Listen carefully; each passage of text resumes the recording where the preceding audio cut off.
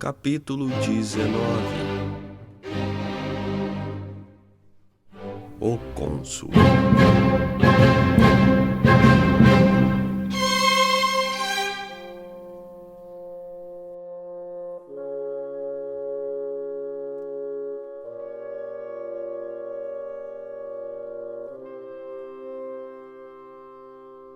O dia seguinte, 11 de novembro de 1799, era um décade, um domingo no calendário republicano. O clima estava ameno e chovia. Às 10 horas, o cônsul cidadão Bonaparte deixou sua casa com roupas civis e foi levado pelas ruas vazias até o Palácio de Luxemburgo, numa carruagem escoltada por 6 soldados de infantaria montada. Ele foi direto para o apartamento de Cia, onde os dois discutiram a situação por mais de uma hora. Pouco antes do meio-dia, Ducos se juntou a eles, e os três cruzaram o pátio até a Câmara do Conselho, no prédio principal, onde os mais importantes apoiadores do golpe haviam se reunido.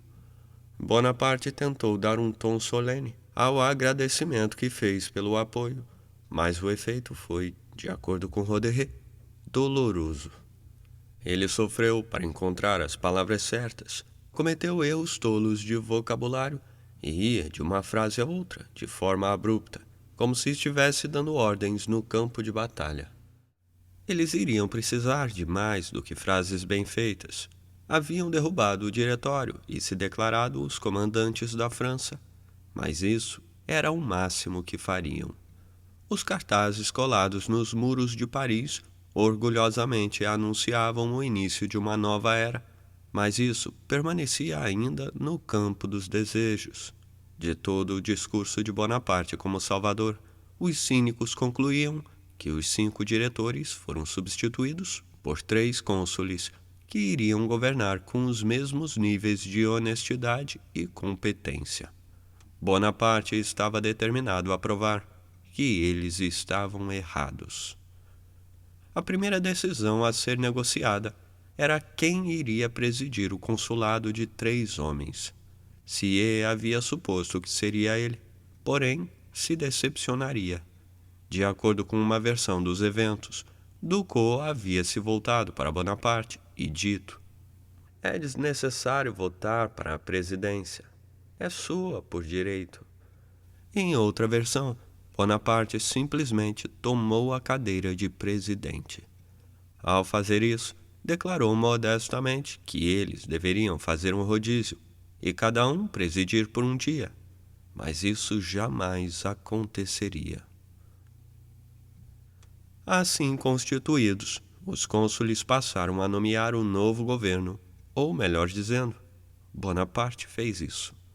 Substituiu o ministro de guerra com tendências de esquerda pelo confiável Berthier, deixou Cambacérès no Ministério da Justiça e, num gesto para os ideólogos, nomeou como ministro do Interior o matemático e astrônomo Pierre-Simon Laplace, seu avaliador na graduação da École Militaire em 1785. Bonaparte manteve os ministros da Polícia, da Marinha e de Relações Internacionais, embora fosse colocar Talleyrand no cargo 10 dias depois, e permitiu que Thiers nomeasse seu candidato, Martin Gudin, ministro das Finanças.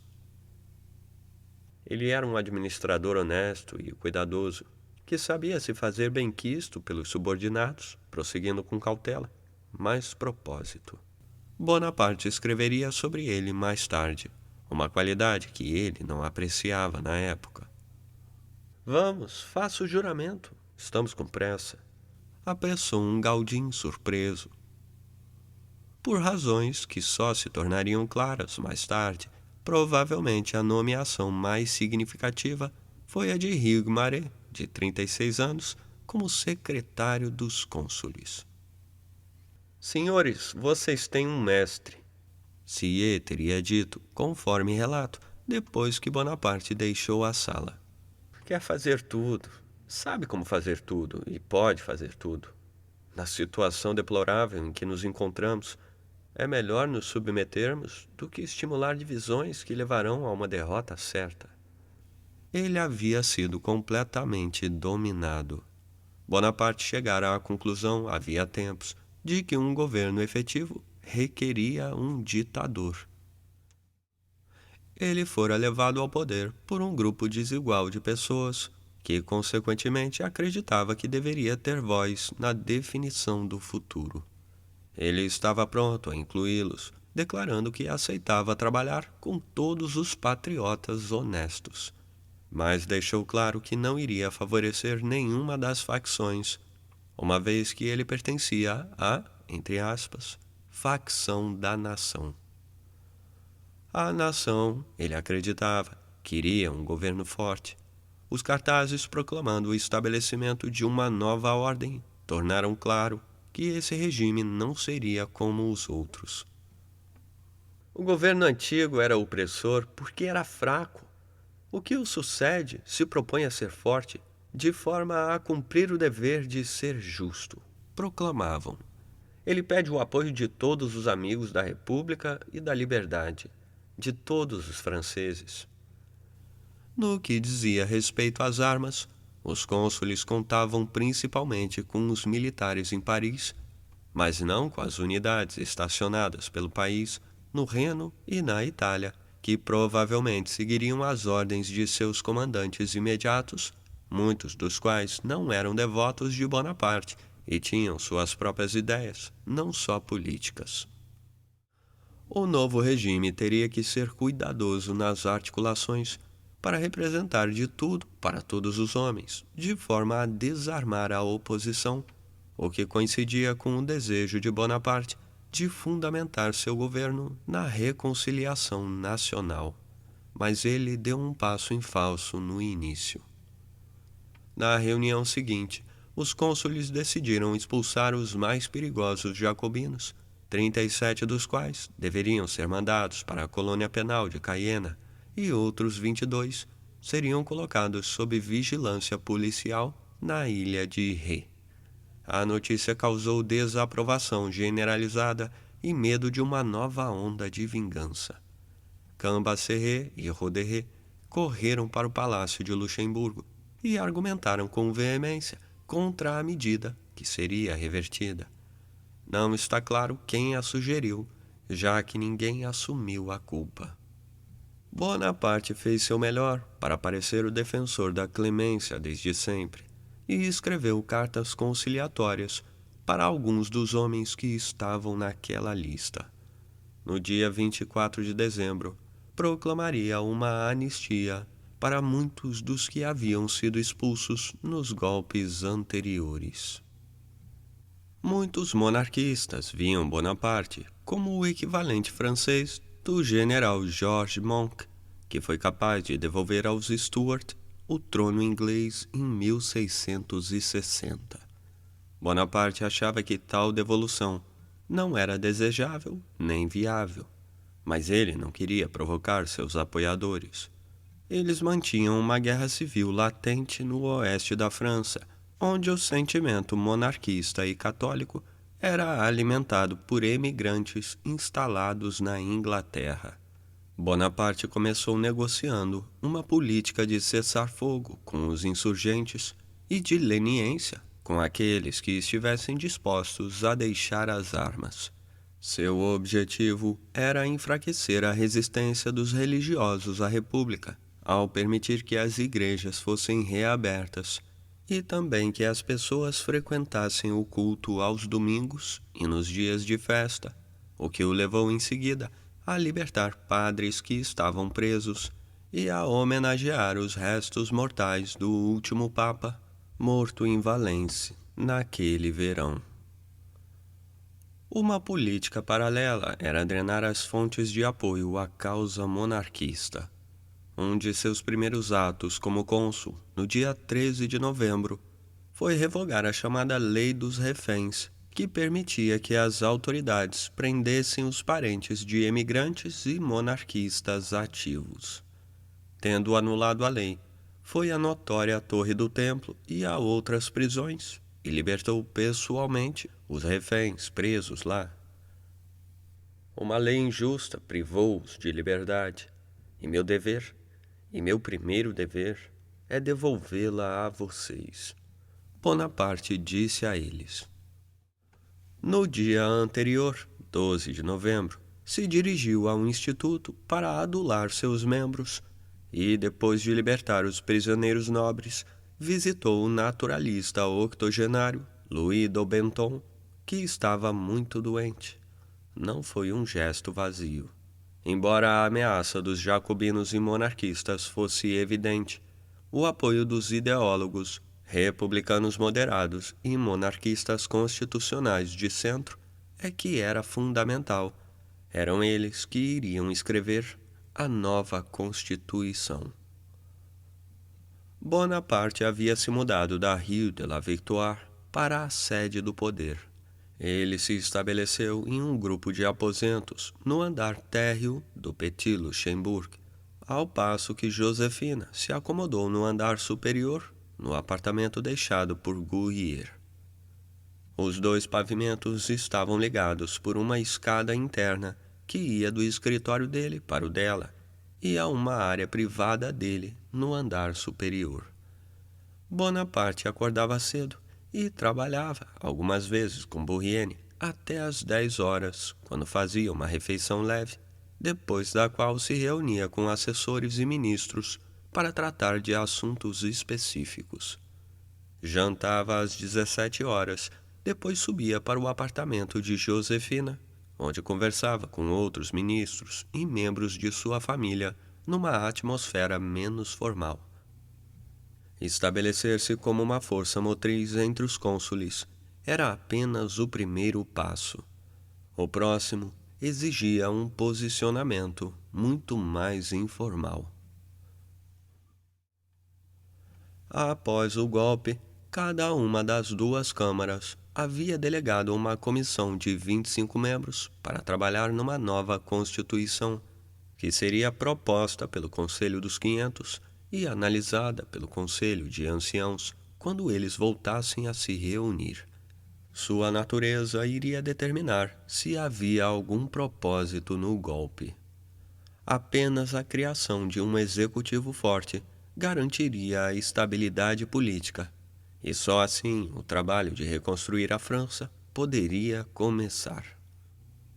Como se esse considerava uma autoridade nessa esfera, muitos se guiavam por ele.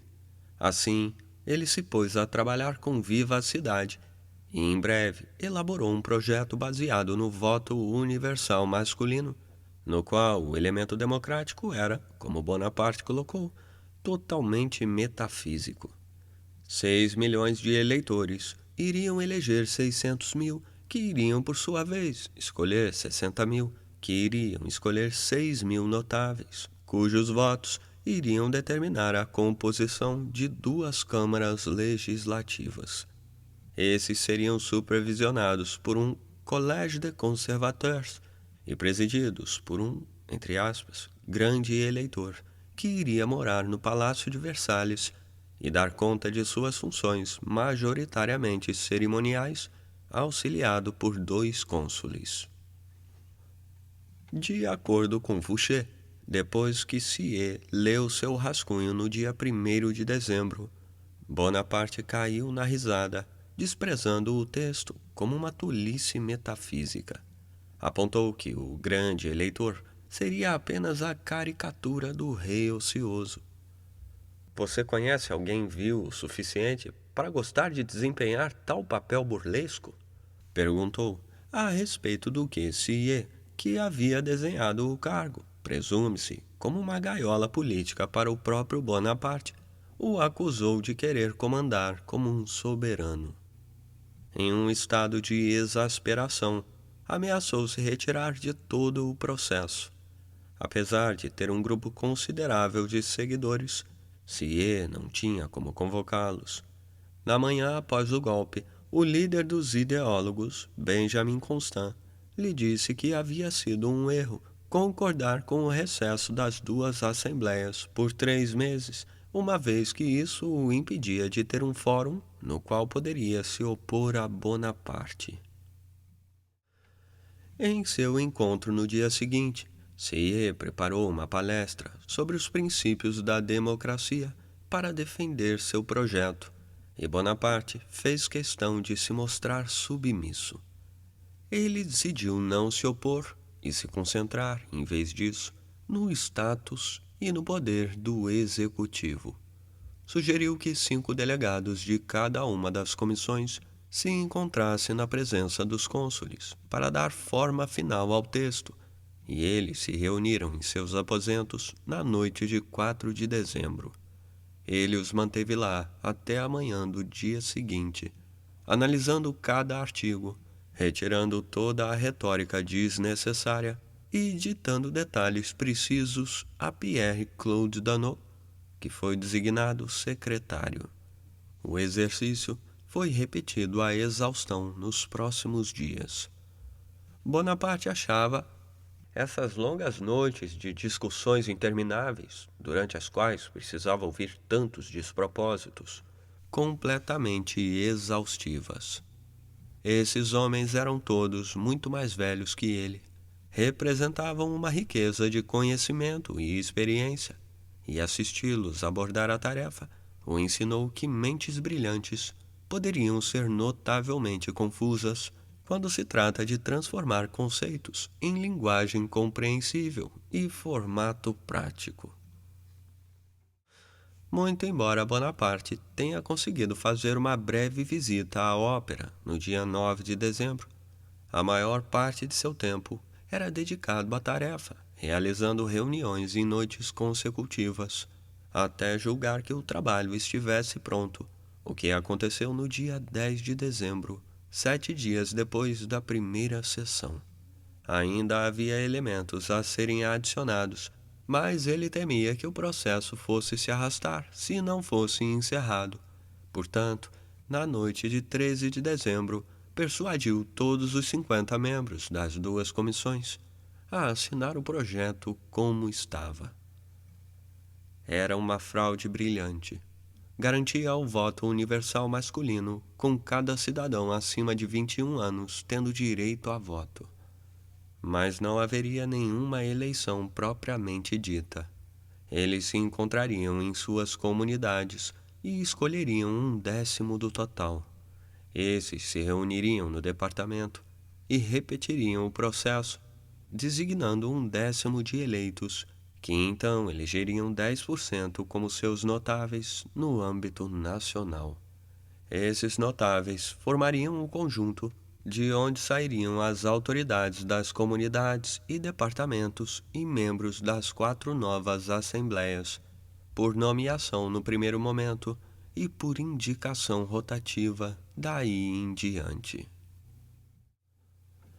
Apenas o executivo tinha o direito de propor novas leis, as quais teriam que ser formuladas pelo Conselho do Estado, Conseil d'État, um corpo de 30 a 40 especialistas. A legislação proposta seria submetida para a análise do tribunato, um corpo de 100 pessoas nomeadas por 5 anos, 1/5 dos quais seria substituído anualmente. Então o texto seria repassado ao corpo legislativo, que consistia de 300 membros, também renovados 1/5 ao ano, e que iria ouvir o porta-voz do executivo e do tribunato, e então aprovar ou rejeitar a lei. Os membros do tribunato e do corpo legislativo eram nomeados pelo Senado, composto por 80 homens de mais de 40 anos, que eram os últimos guardiões da lei e participavam de sessões fechadas, aumentando sua quantidade de membros por meio de novas indicações. Isso, de certa forma, acatava o projeto de Sieyès, mas a ideia dele, de grande eleitor, foi substituída por um executivo, que consistia em 3 cônsules nominados pelo Senado para um mandato de 10 anos. As prerrogativas do primeiro cônsul incluíam o poder de propor leis, nomear membros do Conselho de Estado, ministros, funcionários públicos e juízes, exceto os de paz, que eram eleitos localmente, de declarar guerra e assinar tratados de paz.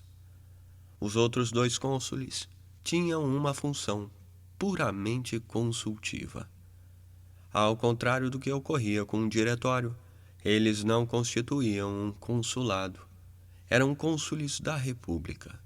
E uma vez que o Senado ainda não estava constituído, os primeiros 3 cônsules seriam escolhidos pelas 2 comissões que tinham acabado de aprovar a nova Constituição no dia 13 de dezembro. Uma jarra de medida de 10 litros foi colocada na mesa para fazer as vezes de urna, e os 50 membros das 2 comissões escreviam cuidadosamente suas escolhas em pedaços de papel. Porém, antes que pudessem ser contados, Bonaparte, que havia ficado casualmente encostado na lareira, aquecendo as pernas diante do fogo, caminhou até a mesa e pegou a jarra.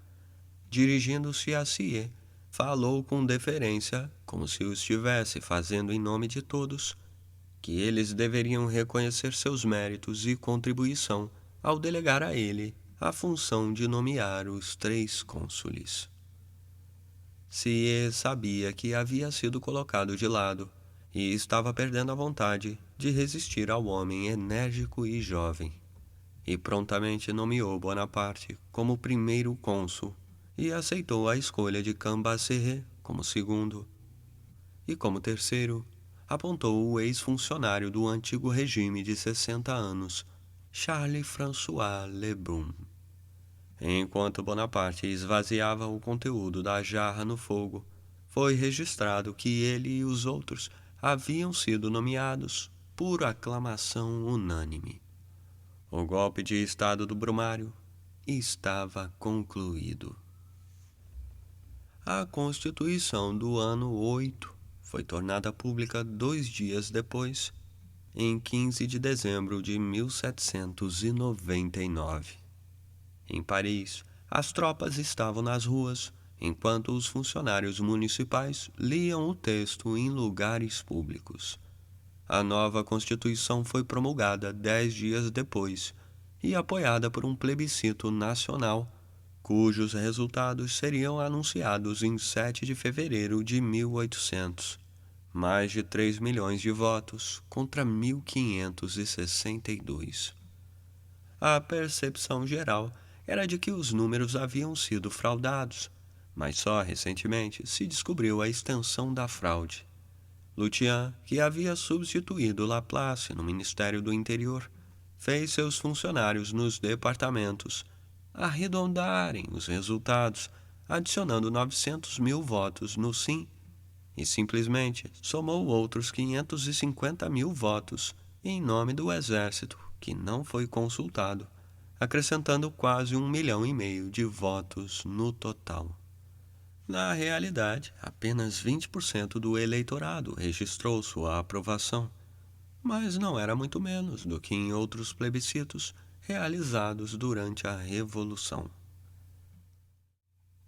A publicação da Constituição foi seguida de uma proclamação redigida por Sieyes, que afirmava ser ela baseada nos, abre aspas, reais princípios do governo representativo, nos direitos sagrados de propriedade, igualdade e liberdade, fecha aspas, e terminava com as palavras, abre aspas, cidadãos, a Revolução vai ratificada nos princípios que a iniciaram.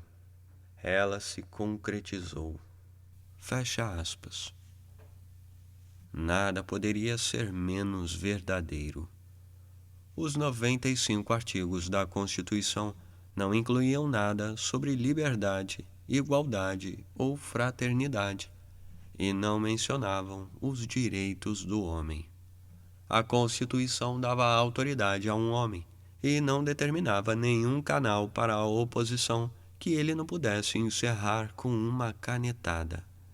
Era um texto bastante descritivo, com o artigo 88 estipulando, por exemplo, que o Instituto Nacional deveria trabalhar pelo aperfeiçoamento das artes e da ciência. Sieyes, que foi nomeado presidente do Senado, resumiu o princípio guia do texto num comentário. abre aspas. A autoridade vem de cima, a confiança de baixo, fecha aspas. Ela estabelecia uma regra absolutista, disfarçada pelo espírito da época. Seria errado ver a Constituição como o produto somente da fome de poder de Bonaparte. Sieyès e outros ideólogos que haviam iniciado a Revolução viram com seus próprios olhos para onde uma democracia descontrolada poderia levar, e quase todos os que haviam testemunhado os eventos de 1790 desejavam fechar a caixa de Pandora. A nova Constituição prometia fazer apenas isso. Aqui temos a democracia despida de todas as suas inconveniências, apontava o fisiologista, filósofo e revolucionário Pierre Cabane, um dos membros do Conselho dos 500, acrescentando que as classes ignorantes não mais tinham nenhuma influência. No dia 22 de dezembro, Bonaparte reuniu em sua residência, no Palácio de Luxemburgo, os 29 homens escolhidos por ele para compor o Conselho de Estado. 2 dias depois, após ele próprio, Sieyès e Ducos renunciarem a seus cargos como cônsules temporários, Bonaparte realizou uma reunião às 20 horas com seus 2 novos colegas, seus ministros e o Conselho, durante a qual ele tomou posse oficialmente como primeiro cônsul. Com 30 anos e 4 meses, Bonaparte declamou uma proclamação à nação francesa, prometendo tornar a República querida por seus cidadãos, respeitada pelos estrangeiros e temida pelos inimigos. A tarefa era desafiadora, mas ele podia contar com a ajuda de alguns dos cérebros mais formidáveis e com os administradores, juristas, economistas e gestores públicos mais talentosos da época. O segundo cônsul, Cambacérès, era um advogado de 46 anos, muito inteligente, de Montpellier. Ele teve papel ativo na Revolução, trabalhando em projetos sucessivos para um novo Código Civil de Leis, adequado ao tempo. Esteve na convenção que condenou Luís XVI, mas votou por suspender a sentença. Suas atividades políticas não interferiram em sua bem-sucedida prática advocatícia, que fez dele um homem rico. Homossexual bem educado, vestia-se com zelo, com cascatas de renda no pescoço e punhos, mantendo o cabelo cuidadosamente encaracolado. Também era um gourmet, ostentando a melhor mesa de Paris, na qual os convidados eram servidos por criados uniformizados. Suas análises eram bem fundamentadas, suas maneiras sutis e, graças à sua posição como maçom sênior, mantinha contatos em todo lugar. Cambacérès estimava Bonaparte pelo que ele havia feito e poderia fazer pela França, e também por poder ser útil a ele. Ele não era cego às suas falhas e iria impedir que Bonaparte cometesse vários erros. O terceiro cônsul, Lebrun, era 30 anos mais velho que Bonaparte, vindo da pequena nobreza da Normandia, e havia sido secretário de René de Maupeou, o chanceler da França no antigo regime, que lutou para restituir a autoridade da coroa. Homem de gostos literários, havia traduzido os trabalhos de Homero e Tasso e escrito poesias. Esteve na convenção como monarquista moderado, escapando miraculosamente da guilhotina durante o terror, e foi delegado no diretório. Bonaparte ficou desconfiado de Lebrun por suas conexões monarquistas, e antes de se decidir, insistiu em ver seus trabalhos poéticos. Apesar de reservado por natureza, Lebrun era esperto, com um entendimento concreto de economia, convencido da necessidade de um poder executivo forte, e se opunha a estruturas parlamentares indisciplinadas. Nisso, ele era parecido com seu superior. Bonaparte estava determinado a trabalhar por meio de pessoas e instituições que pudesse controlar e dirigir, e não com, entre aspas, câmaras tagarelas que perdiam tempo e impediam o funcionamento eficiente do Estado. Seu principal instrumento para reconstruir o governo francês era o Conselho de Estado, inicialmente composto por 29 pessoas escolhidas por ele, reunidas em 5 setores: legislação, assuntos internos, finanças, guerra e naval. Todas com grande conhecimento especializado e bem informadas sobre os desafios do momento. Elas representavam um espectro de origens sociais, ideológicas e afiliação política. Eram uma fonte de energia na qual os desejos do primeiro cônsul tomavam forma. Bonaparte fazia com que trabalhassem duro, tão duro quanto ele mesmo, quase que freneticamente determinado a fazer o máximo, o mais rápido possível. Naquele momento, o trabalho do conselheiro do Estado era tão doloroso quanto vasto, lembraria um deles.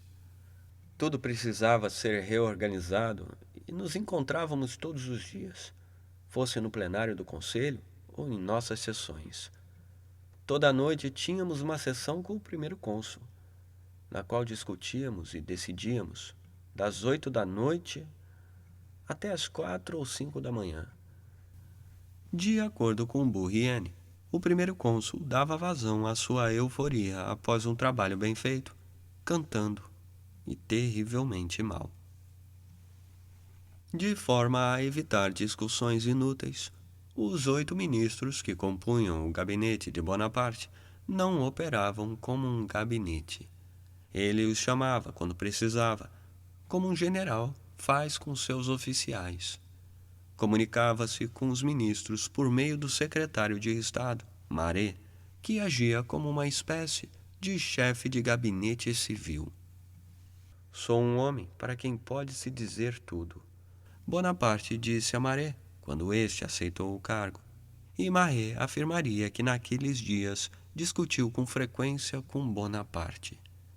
Advogado no antigo regime e diplomata durante a Revolução, Maret era visto por alguns como uma nulidade obsequiosa, porém tinha as habilidades necessárias para o trabalho, comandando os 8 ministros de acordo com a vontade de seu mestre. Eles tinham que regularmente enviar relatórios de suas atividades e estar preparados para ser chamados à presença de Bonaparte para responder questões sobre elas. Como seus generais, logo aprenderam que tinham que ter os fatos na ponta da língua, pois ele poderia, de repente, perguntar quantas barcaças com grãos estavam ancoradas no Sena, ou quanto havia sido gasto em certo projeto, e não aceitava respostas imprecisas. Isso não significava que fossem nulidades subservientes. Laplace, que se viu sobrecarregado pela tarefa à frente no Ministério do Interior, foi substituído por Lutyens. Cambacérès foi sucedido no Ministério da Justiça por André-Joseph Abrial, um advogado distinto e administrador eficiente. O ministro das Finanças, Gaudin, havia trabalhado para o Tesouro sob Luís XVI e, durante a Revolução, desafiou Robespierre e não apenas conseguiu salvar seu pescoço, mas também os de seus empregados da guilhotina. O ministro da Polícia, Fouché, era absolutamente independente e se comunicava diretamente com Bonaparte. Sua posição lhe fornecia informações que o tornavam inestimável ao primeiro cônsul. Ele havia criado uma fonte independente de financiamento ao cobrar impostos de bordéis e casas de jogo, fazendo com que o vício, que é endêmico em todas as grandes cidades, contribua para a segurança do Estado, como explicava e usava o dinheiro para pagar uma rede de informantes de todo tipo e origem. Ele se fazia útil para muitos e acumulava considerável influência. Fouché tinha uma reputação terrível. Bonaparte admitiu para Cambacérès. Ele fala mal de todo mundo e bem só dele mesmo.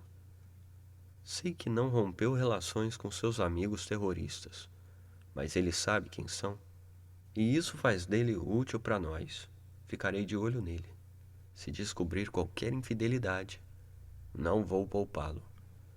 Fouché registrou que os encontros entre os dois ocasionalmente se tornavam cenas terríveis, mas ele admirava Bonaparte por sua habilidade como realizador e por impor ordem ao caos. Estabelecer a ordem no país era um desafio. 10 dias depois do golpe, os cônsules enviaram embaixadores até as 22 divisões militares para sondar a opinião pública e explicar o que acontecera. O novo governo havia recebido declarações de lealdade e congratulações de muitas autoridades locais, mas isso era basicamente inútil, e 20 de 29 departamentos não haviam manifestado nenhuma reação. Os emissários descobriram que a opinião pública por todo o país se mostrava indiferente ou desconfiada. Em algumas áreas, a Guarda Nacional havia se recusado a professar lealdade à nova autoridade. Houve protestos dos jacobinos e a administração do Departamento de Jura denunciou Bonaparte como, entre aspas, tirano usurpador. No oeste e no sul, onde o sentimento monarquista era forte, a notícia do golpe foi recebida com hostilidade pelos que deduziram que ele havia colocado republicanos no poder, e recebida com felicidade pelos que viam nisso um prenúncio da restauração dos Bourbon. Bonaparte não dava nada como garantido, nem mesmo o exército, que era mal pago e estava à beira de um motim. O espírito do exército não é de forma alguma favorável aos eventos de 18 e 19 Brumário, Massena relatou em visita ao exército da Itália. Ele havia recentemente liderado uma operação militar contra um grupo de 1.200 desertores que estavam causando tumulto. Marmont, que havia sido enviado para averiguar o humor do exército do norte, foi mal recebido. Bonaparte já havia instruído Berryer a conduzir um expurgo gradual de oficiais politicamente não confiáveis ou descontentes. Virtuose da manipulação, ele foi rápido em controlar os rumos da opinião pública. Se der liberdade à imprensa, não sobreviverei nem 3 meses no poder, avaliou. Fouché precisava de pouco estímulo. Jornais sempre foram pavios de revoluções, escreveu. Eles as preveem, as preparam e acabam tornando-as inevitáveis. Apesar disso, Bonaparte reconhecia a utilidade de um elemento de liberdade de imprensa. No dia 17 de janeiro, 60 de um total de 63 jornais foram fechados, deixando poucos para refletir as opiniões de facções como a dos monarquistas. Por meio do Ministério do Interior, apoiava Le Mercure, um jornal contra-revolucionário editado por um ex-imigrante e monarquista ardoroso, Louis de Fontaine, que, além de ser amante de Elisa Bacchiotti, estava convencido de que Bonaparte era o único homem que poderia reformar não apenas a França, mas o mundo. Outro jornal, Le Moniteur, sofreu uma intervenção e se transformou no porta-voz do governo, divulgando as opiniões de Bonaparte e explicando suas ações em artigos sem assinatura. Fouché expandiu a censura para o teatro e, a partir disso, toda palavra dita num palco era estritamente controlada. Bonaparte tinha opiniões e gostos fortes a respeito do teatro, e estava ciente de seu potencial político. Desprezava a comédia, com exceção do Tartufo, de Molière, e acreditava que apenas as grandes tragédias mereciam ser vistas, uma vez que revelavam as verdades a respeito da natureza humana e seus afazeres. Considerava Corneille e, em menor grau, Racine como mestres, e durante a vida viu assinar de Corneille pelo menos 12 vezes, Oedipe 9 vezes e o Cid pelo menos 8, e Phèdre e Iphigénie en Aulide de Racine pelo menos 10 vezes cada, com a intenção de evitar a representação de eventos históricos que poderiam sugerir paralelos com o presente. Instruiu Fouché a proibir qualquer peça posterior ao século XV. Ao elogiar e favorecer escritores que sabia como agradar, Bonaparte iria gradualmente alimentar uma literatura de aprovação que beirava a adulação. Ele também zelou por sua própria reputação ao conduzir uma cuidadosa busca nos arquivos de todos os documentos a respeito de seu passado, particularmente sua relação com Paoli e suas tentativas de tomar a cidadela de Ajaccio das forças do governo francês em 1792. Alguns documentos foram destruídos, outros substituídos por falsificações que reescreviam a história, e alguns de seus próprios escritos foram alterados no processo. O único outro ministro que tinha acesso direto a Bonaparte e trabalhava perto dele, como Fouché, era Talleyrand. Muito embora sua lealdade estivesse sempre em dúvida, ele tinha se mostrado útil no passado, e como Bonaparte disse a Cambacérès, que o havia alertado sobre o caráter traiçoeiro e a venalidade voraz de Talleyrand, os interesses pessoais dele são nossas melhores garantias. Talleyrand não era apenas um negociador talentoso e um diplomata nato. Era também, apesar de seu passado revolucionário, um aristocrata do antigo regime e, portanto, estava numa posição adequada para conduzir negociações não oficiais por meio de seus familiares em toda a Europa. Isso era vital para assegurar a paz, tanto na França quanto no exterior. E a paz dentro do território nacional era uma prioridade absoluta, essencial, não apenas por segurança, mas também em nome da credibilidade de Bonaparte como o homem que iria unificar a França e cauterizar as feridas da Revolução.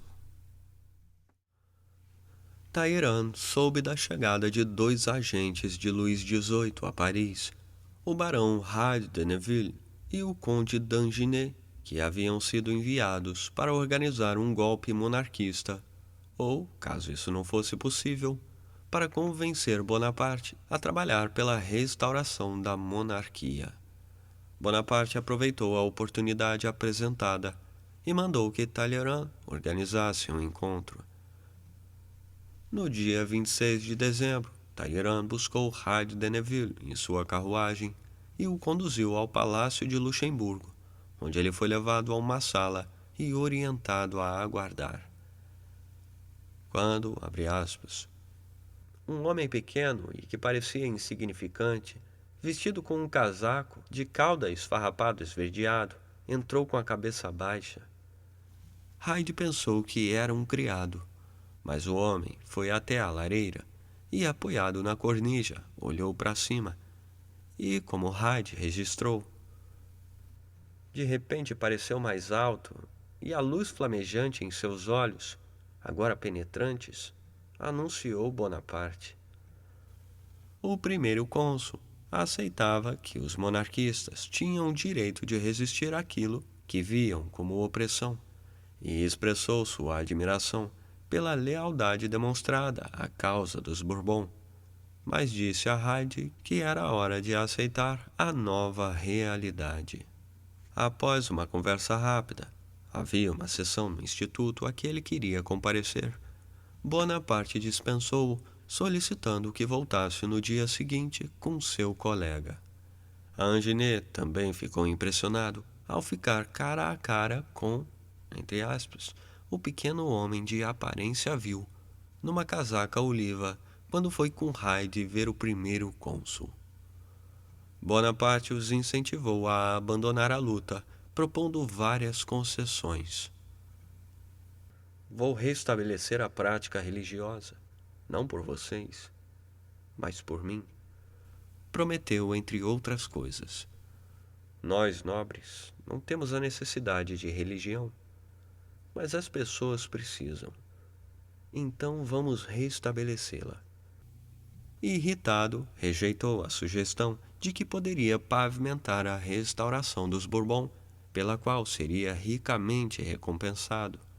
Acusou os príncipes Bourbon de covardia, dizendo que, se tivessem tido a coragem de desembarcar e liderar seus apoiadores na Vendée, ele teria aderido à causa.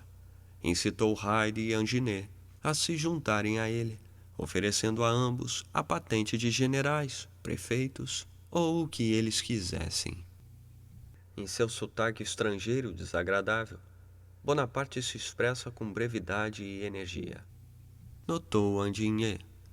Sua mente ágil o leva a emendar uma frase na outra, tão rápido que é difícil de acompanhar, e deixa muito a ser deduzido. Tão animado ao falar, como ágil com suas ideias, ele continuamente vai de um assunto a outro, cita um tema, abandona-o, volta a ele, parece nem ouvir o interlocutor, embora não deixe de prestar atenção a tudo que se diz. Um orgulho desmedido faz com que ele se coloque acima de tudo que o cerca, e o leva sempre de volta a si mesmo e ao que ele fez. Então se torna prolixo e ouve a própria voz com prazer visível, e não evita nenhum detalhe que possa lisonjear seu amor próprio. No dia seguinte, Bonaparte proclamou uma anistia para aqueles que abandonassem as armas e anunciou a liberdade religiosa. Abriu negociações com os comandantes monarquistas por meio do militante monarquista Abade Etienne Alexander Bernier, declarando ao mesmo tempo que enviaria tropas contra aqueles que continuassem a lutar. A política de morde e assopra deu o resultado, e no dia 18 de janeiro, o comandante dos monarquistas, na margem esquerda do Loire, rendeu-se e foi seguido alguns dias depois por seu colega na margem direita.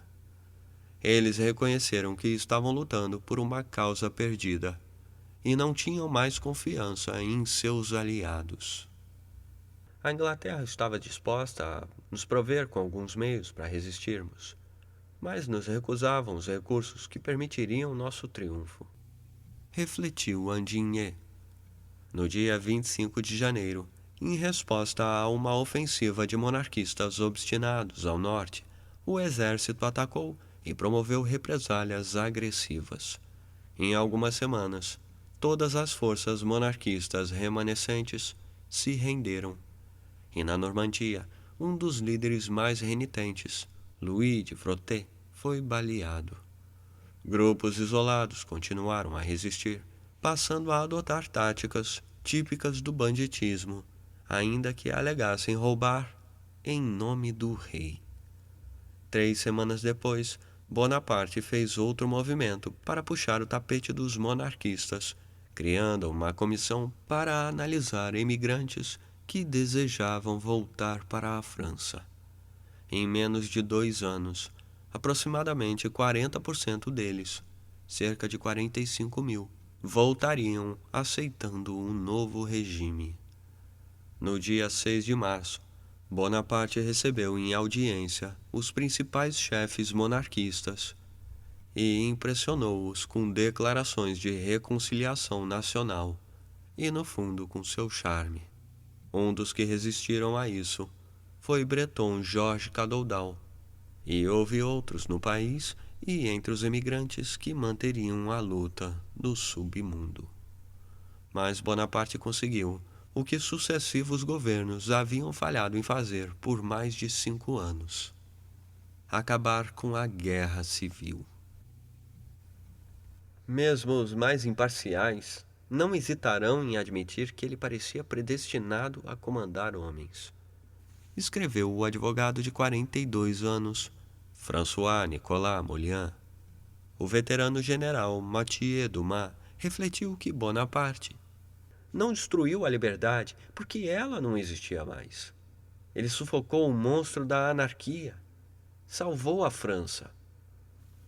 Um homem muito mais jovem, Mathieu Molé, declarou que apenas um homem poderia ter conquistado isso, explicando que a origem de Bonaparte, suas façanhas, virtudes, vícios e o tipo de mágica que envolvia sua vida fizeram dele o único instrumento que a providência poderia usar para esse propósito.